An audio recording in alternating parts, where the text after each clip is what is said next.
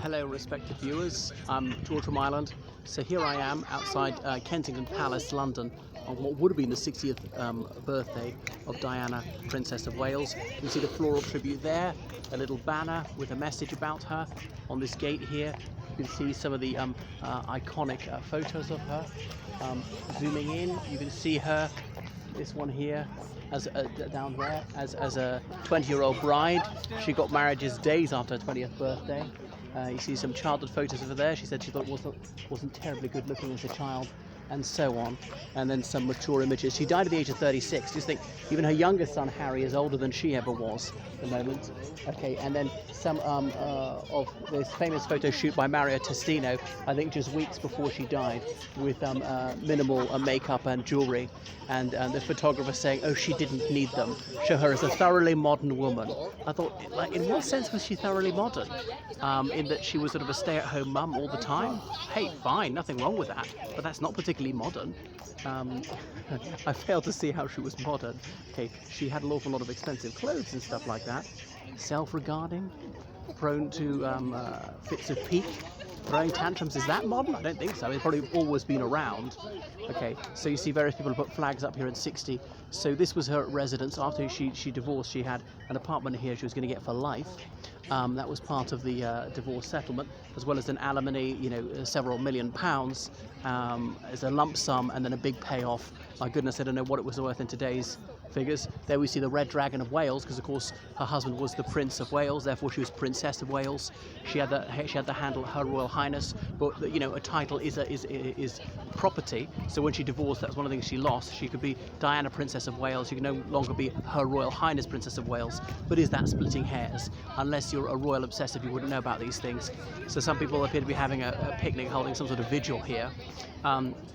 I'll be able to show you Kensington Palace in a bit more detail, and Prince William and Prince Harry have apartments in there, but Prince Harry, he largely moved into that Frogmore cottage in the grounds of Windsor Castle, although obviously he's now taken up residence at Montecito, California, so I don't think he even has a bolt hole at Frogmore Cottage. Perhaps he goes there occasionally. So viewers of this channel will know that I'm certainly not Princess Diana's #1 fan, no, not president of a fan club. Not saying the woman was evil or anything like that, but I do think that she's too adulated. So this is the sort of schmaltzy sentimentality which she would engage. Now, if it provides people with consolation, even glee, whatever, I'm not saying that they're wrong to do so, certainly not morally wrong to do so. And it's a fascinating cultural phenomenon that she's been turned into this sort of secular saint, but self-effacing she was not.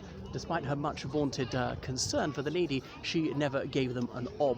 And in her will, who did she leave her money to? Well, on her bequest, almost all of it went to two of the richest boys in the realm, her sons, William and Harry. Them being grandsons of the Queen, obviously in direct line, they weren't going to go without. So if she really cared about the impecunious, she could have left some of her unearned lucre to those who were truly in dire need.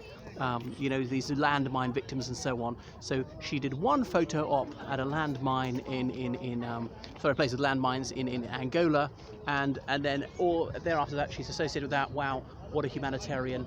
She made no sacrifice at all. She turned up to be the belle of the ball, to be adulated. And all right, it was a good thing to do. It drew attention to this issue. She's paid to do that. That is your role. If you're a royal, your role is to be in the news and to show your face occasionally and to be decently togged out.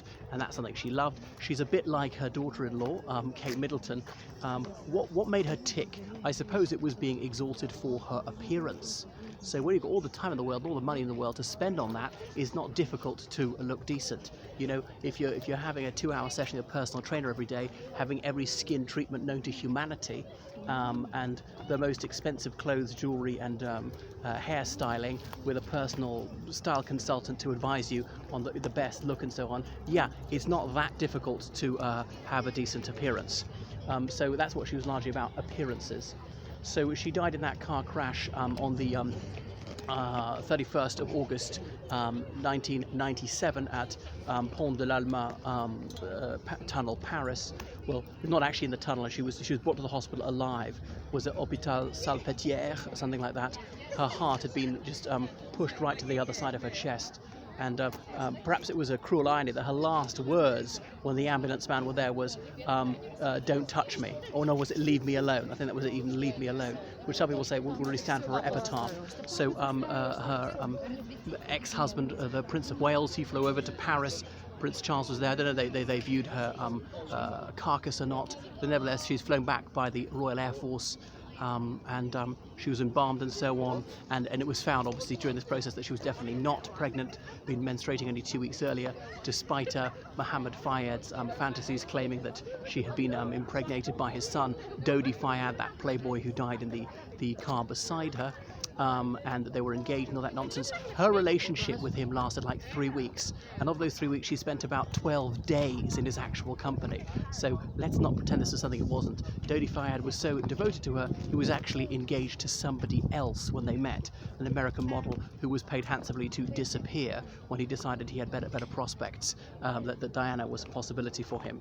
So I think the relationship was something like as serious as Dodi Fayed, the former owner of Harrods, liked to pretend. So yeah, this is Kensington Palace. Well, it dates back until the late 17th century. You can see an image of William of Orange there, sometimes known as William III, Stadtholder of the Netherlands, who lived there. Queen Victoria lived here. There was a Kensington system about bringing up royal children. But yeah, as I say, they had a pad in there. Various of the Queen's cousins, like Prince Michael of Kent, he's got a Grace and Favour apartment in there, but they do have to pay rent on it these days. They didn't used to until about 2002. So yeah, well, quite mawkish really. So just today, this statue of Princess Diana was unveiled. I've seen the photos. Unfortunately, I was busy at the time, and because I was so busy engaged, I was unable to get there for the actual unveiling. And sort of behind this palace, where you see what that garden thing is. Oh no, yeah, you see that shed thing like over. You can't see my hand. How can you see my hand? Over there. Yeah, over there. But I'll go and see when it's unlocked, that area. It looks dreadful to me, but more comments about that when I can actually see it.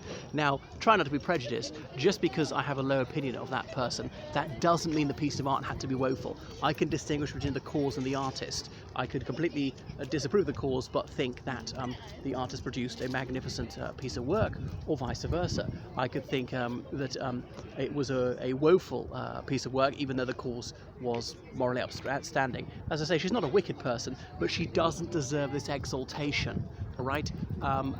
Yes, she showed compassion occasionally.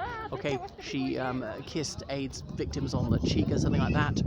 All right, but not that difficult. A bit of a trailblazer for that. And the breath of fresh air. So many of them. She's been a breath of fresh air. So was Fergie. You can see how that turned out. So was Meghan Markle. You can see how that turned out. Kate Middleton wasn't really. Was dutiful. Was bland. Kept stum.